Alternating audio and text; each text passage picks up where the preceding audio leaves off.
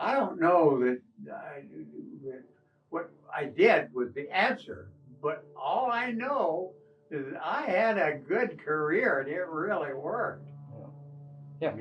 And that's what we want to be able to present to those few who are inquisitive enough to really say, well, how did the old guard do this?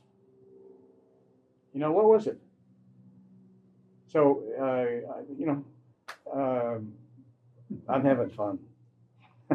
This is a great thing, great gift for me. You would think that the Coast Guard Academy, part of the whole curriculum, is to take kids and turn them into responsible adult commanders, because they're going to be the officers in the Corps, right? So, but are they doing that? That's the question. And what's maybe the best way to do it? And I'm sure that Dad,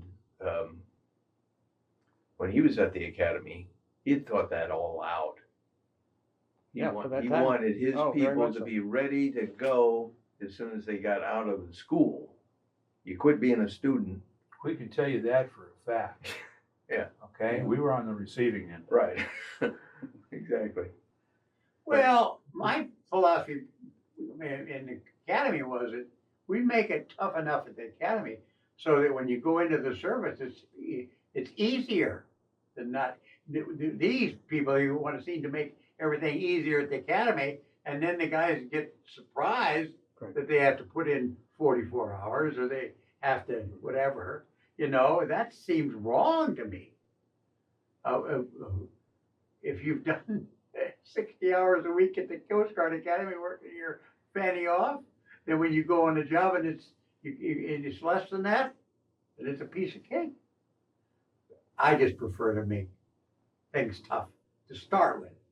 I think boot camp or cadet training or whatever it is should be a tough program, and weed out the ones that are marginal, don't want to invest in people or effort or success. Like Darby, he trained a crew on a ship to work. That's what we wanted when we made him an officer at the Coast Guard Academy. And he just did it. See? Hey, I love that.